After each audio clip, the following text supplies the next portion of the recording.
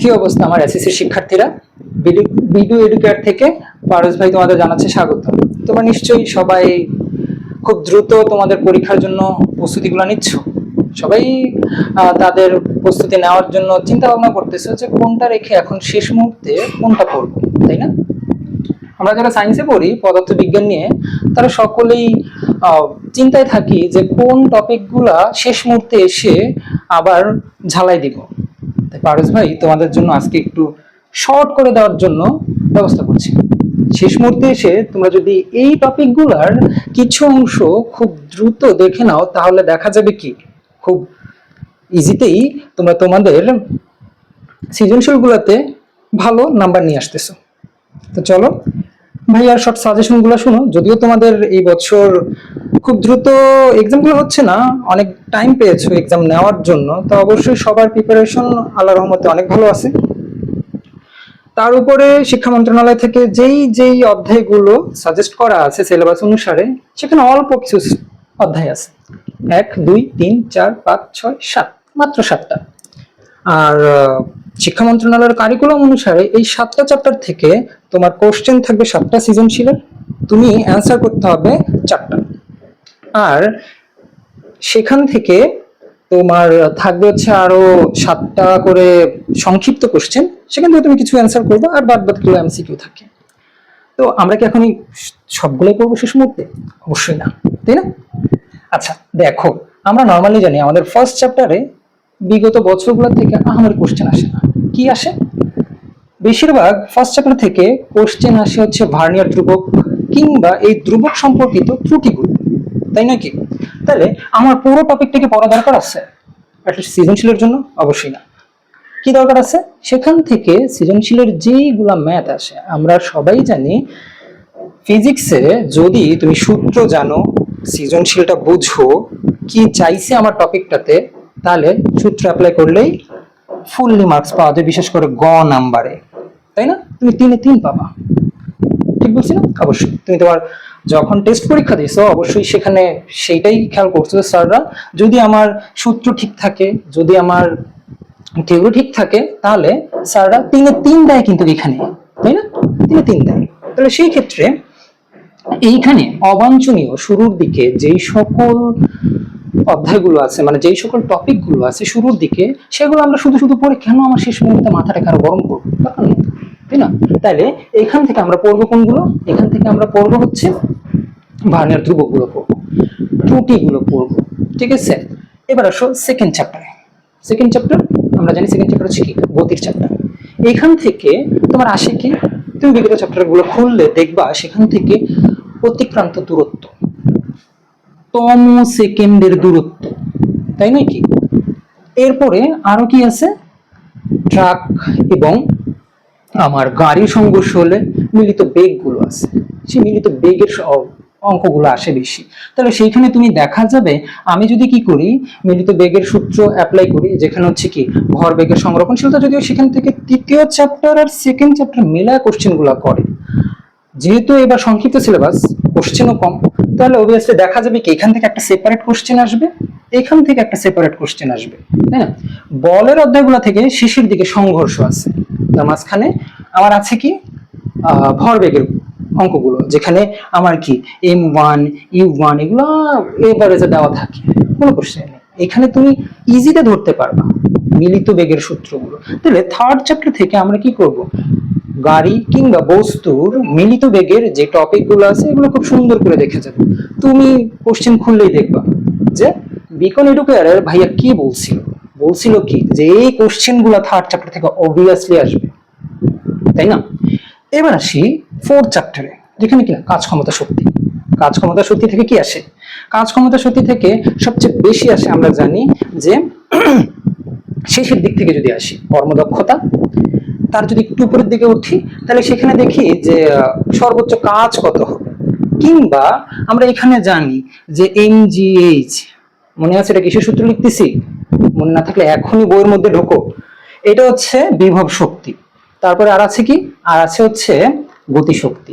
আমাদের পরন্ত বস্তুর ক্ষেত্রে বা বলা হয় এত মিটার উচ্চতা থেকে বস্তুটি কোন বিন্দুতে গতিশক্তি এবং বিভব শক্তি সমান হবে, শক্তির সংরক্ষণশীলতা মেনে চলে কিনা, এই যে টপিকগুলো, এই টপিকগুলো সবচেয়ে বেশি আসে। যখন ফুল সিলেবাস ছিল তখনও আসতো, এখন যেহেতু শর্ট সিলেবাস, আশা করি যারা কোশ্চেন এই বছর করতেছেন, যেহেতু অভিন্ন কোশ্চেন পরীক্ষা হবে সারা বাংলাদেশে 2018 সালের মতো, তোমার একই কোশ্চেনে প্রত্যেক বোর্ডে হবে, যদি না আমাদের শিক্ষামন্ত্রীর মাথায় আর কোনো নতুন প্ল্যানিং না আসে, তাহলে সেই ক্ষেত্রে দেখা যাবে কি এই টপিকগুলাই আসবে। কেমন? তো তুমি 4 চ্যাপ্টার থেকে কি কি দেখলা? দেখলা হচ্ছে কাজ ক্ষমতা শক্তির মধ্যে কর্মদক্ষতা, পাম্পের ক্ষমতা কত, ব্যয়িত শক্তি কত, এই ব্যাপারগুলো। আর হচ্ছে আসতেছি কি যে কোন উচ্চতায় শক্তির সংরক্ষণশীলতা মেনে চলো কিনা, বা অমুক বিন্দুতে দেখা গেছে একটা বস্তু কি এত উচ্চতা থেকে পড়তেছে, তাহলে সেই ক্ষেত্রে বলা হচ্ছে বি বিন্দুতে আমার গতিশক্তি কত, বি বিন্দুতে আমার বিভব কত, তাই না? সেই ক্ষেত্রে আমার কি বিভব কত বলতেছে, তাহলে সেইগুলো বের করার জন্য এই টপিকগুলোই আমার কি লাগবে বেশি। তাহলে অবশ্যই শেষ মুহূর্তে যেদিন পরীক্ষাটা থাকবে, তাহলে সেদিন দেখবো সকালবেলা এই টপিকগুলো দেখে যাব, হলে গিয়ে দেখবে সৃজনশীলের মধ্যে এগুলোই আসতেছে। আর এই সাজেশন গুলা তুমি খুঁজে পাওয়ার জন্য সেদিন গিয়ে কি বারবার ফোন ইনস্টল করবা? অবশ্যই না। আমাদের কি করো, পেজটাকে লাইক করো, আর হচ্ছে তোমার বন্ধুদেরকে শেয়ার করে রাখো, যেন তুমি তোমার টাইমলাইন থেকে খুব দ্রুত আমাদের পেজটাকে আবার কি করতে পারো, খুঁজে পেতে পারো। কেমন? চলে আসো পরবর্তী অধ্যায়ে। এবার আসো সপ্তম অধ্যায় নিয়ে কথা। এটা তরঙ্গের চ্যাপ্টার। প্রতি বছর এই চ্যাপ্টার থেকেও কিছু না কিছু কোশ্চেন থাকে। কি কোশ্চেন থাকে জানো? এইখানে থাকে প্রতিধ্বনির কোশ্চেন গুলো, আর থাকে কুয়ার দূরত্ব। ওগুলো যদিও খুব পেছন সালের কথাবার্তা, বাট এখনকার এখান থেকে থাকে যে শব্দ শোনা যাবে কি যাবে না। তার মানে তুমি নিশ্চয়ই এতদিনে পড়ে ফেলছো যে শব্দ কত সেকেন্ড পর শব্দ উচ্চ রেশ থাকে। আমরা জানি 0.1 সেকেন্ড পর্যন্ত তোমার ব্রেনের মধ্যে কি থাকে, শব্দ একবার বলার পর আর 0.1 সেকেন্ড পর্যন্ত তোমার থেকে যায়। যদি এর বেশি সময় ধরে কোনো সাউন্ড চলে, সেই ক্ষেত্রে তুমি শুনতে পাবা, বাট তার আগে যদি সাউন্ডটা চলে আসে শুনতে পাবে না। তো এই রিলেটেড ম্যাথ গুলো কি আমার গ নাম্বারে থাকে। ঘ নাম্বারেও থাকে যে অমুক স্থানের বা পাহাড়ের মাঝখানে কিংবা কোনো বস্তুর ডিস্টেন্সের মাঝখানে দাঁড়ায় থাকা ব্যক্তি শুনবে কিনা, বা তারা একই সময় শুনবে কিনা, এই ধরনের ম্যাথগুলো। তাছাড়া আরো থাকে ওই যে আমাদের প্রতিধ্বনির একটা সূত্র আছে, 2D ইজ ইকুয়াল টু ভিটি। এই যে সূত্রটা, এটা দিয়ে দেখবে কি তুমি যখন তোমার টেস্ট পেপার গুলো খুলবা কিংবা তোমার বোর্ডের কোশ্চেন গুলো অ্যানালাইসিস করবে, তখন দেখবে কি এই টাইপসের সূত্র দিয়ে কি করা আছে, অনেক ম্যাথ করা আছে। সেই ক্ষেত্রে হয়তো আমাকে দূরত্ব চাই কিংবা সময় চাই। সময় কখন চাই, যে আমরা শব্দ শুনবো কিনা এত সময় পরে, তাহলে এই টাইপসের ম্যাথ গুলো থাকে। এবার আসো অষ্টম অধ্যায়। আমার খুব বিদঘুটে লাগে এই অধ্যায়টা, কারণ এখানে হচ্ছে আলো নিয়ে কথা। 8 আর 9 দুটো সেম চ্যাপ্টার, যদিও এবার সংক্ষিপ্ত সিলেবাসে 9 নাই। তো সেই ক্ষেত্রে আমি সাজেস্ট করবো দরকার নাই, কয়টা অলরেডি 1 2 3 হয়ে গেছে, আর মাঝখান থেকে একটা দেখবা যে হয়ে যায় 4, অলরেডি তোমার সৃজনশীল দেওয়ার মতো চ্যাপ্টার শেষ।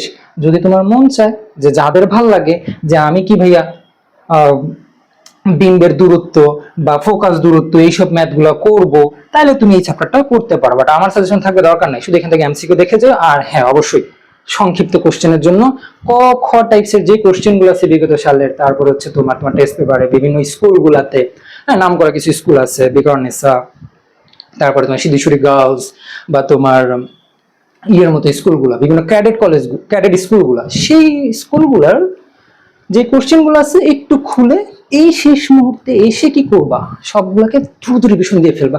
বেশি দিন নাই, আর বড় জোর 18-19 দিন বা সামথিং এলস দিনগুলো আছে।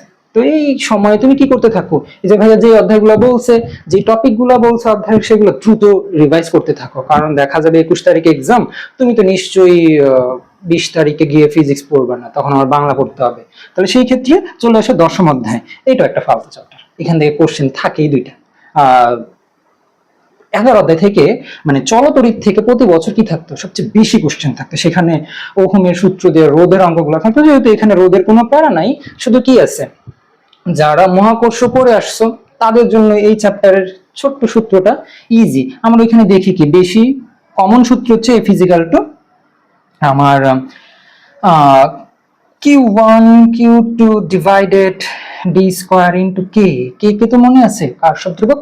তাহলে সেই ক্ষেত্রে শুধু এই যে চার্জের দূরত্ব বা মধ্যবর্তী বল কত বা কণা দ্বয়ের বা দুইটা চার্জ দ্বয়ের মধ্যবর্তী বল কত, সেই অঙ্কগুলো সবচেয়ে বেশি তুমি গতে পাবা, তাই না?